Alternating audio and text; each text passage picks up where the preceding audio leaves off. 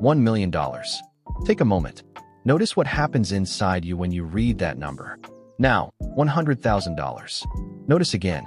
The gap between those two numbers is $900,000. A factor of 10. By any rational measure, they should feel completely different. They do not. Research in cognitive psychology has a name for this: psychic numbing. The brain does not process large numbers emotionally. It processes them categorically. Both numbers fall into the same mental category, a lot of money, and the emotional response is essentially identical. This is not a quirk of unsophisticated thinkers. It happens to economists, to CFOs, to people who work with large numbers professionally. And it is one of the primary reasons that large financial goals, the ones that would actually change your life, fail to produce action. You have a financial goal. It is written somewhere. Maybe it is $500,000 in investments. Maybe it is paying off $80,000 in debt. Maybe it is building a business worth $2 million. You believe in the goal. You have thought about it seriously. And yet, most days, you do not act on it. Not because you are lazy, not because you do not care, but because the goal, as a number, does not feel real to your brain in the way that $40 for dinner feels real, in the way that $1,200 rent feels real, in the way that $8 for a coffee feels real. Small numbers have emotional texture. Large numbers do not. And behavior follows emotion, not logic. The financial goals that change lives are the ones the brain cannot feel. The expenses that erode those goals are the ones the brain feels immediately and viscerally. This asymmetry is not a character flaw. It is a design specification of human cognition, one that was never updated for a world with bank accounts, retirement funds, and seven-figure ambitions. The mechanism. In 2007, psychologist Paul Slovic published research on what he called psychic numbing, the phenomenon where emotional response fails to scale proportionally with numerical magnitude. His original work was in the context of humanitarian disasters.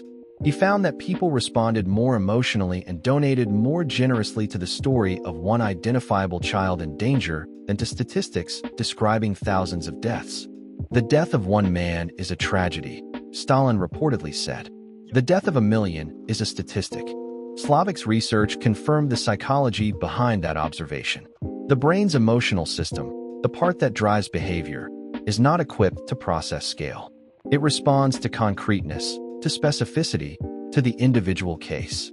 A related mechanism is scope insensitivity, documented by William Disvousses and colleagues. In a study on environmental donations, people donated nearly the same amount to save 2,000 birds as to save 200,000 birds. The number changed by a factor of 100. The emotional response barely moved. Your brain treats $100,000 and $1 million the same way it treats 2,000 birds and 200,000 birds. Both feel like a lot. Neither feels specific enough to generate a proportional behavioral response. There is a third mechanism compounding this: temporal discounting. Not only does the brain fail to process the scale of large numbers, it also discounts future numbers relative to present ones. $1 million in 30 years is processed as less real, less emotionally present than $50 today. Large future number. Discounted. Abstract. Categorized as a lot. The result. The goal that should govern every financial decision you make is effectively invisible to the part of your brain that makes decisions. The measurable consequence of psychic numbing in personal finance is consistent and well documented. A 2019 study by Shlomo Benartzi and colleagues found that when retirement savings goals were presented as a total dollar amount, $1,200,000, contribution rates were significantly lower than when the same goal was presented as a daily income equivalent in retirement, $137 per day. Same number. Completely different behavioral response. The abstract version produced inaction. The concrete version produced contribution. Across a working lifetime, the difference in retirement outcomes between people who experience their goal as abstract versus concrete is estimated at 20 to 35% of total accumulated wealth. Psychic numbing is not a minor cognitive inconvenience. At scale, across a career, it is the difference between financial security and financial inadequacy, driven entirely by how a number is represented to the brain, not by income, discipline, or intelligence. The fix is translation. Large abstract numbers must be converted into small, concrete, present tense equivalents that the brain's emotional system can actually process. 3 translation tools. First, daily equivalent. Divide any large financial goal by the number of days remaining. A $600,000 retirement target in 20 years is $82 per day. That number has texture.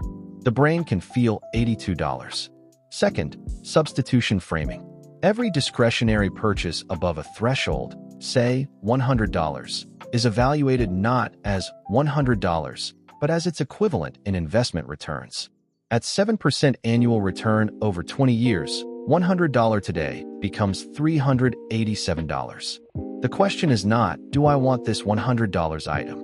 It is, do I want this item more than $387 in retirement? This reframe does not eliminate spending. It makes the trade visible in terms the brain can actually compare. Third, identity-based milestone. Break the large goal into the smallest unit that represents a real threshold. Not $1 million, not $500,000, not $100,000. The first $10,000 invested. That number is concrete. It is achievable within a time frame the brain can imagine. And achieving it creates the neurological experience of progress, which generates the motivation to continue. The goal of $1 million does not motivate action. The goal of $10,000, repeated, compounded, made concrete, does. Your brain was not built for large numbers. It was built for the immediate, the concrete, the specific. The financial life you want exists in a numerical range your brain cannot feel. Your only option is to translate it into one it can.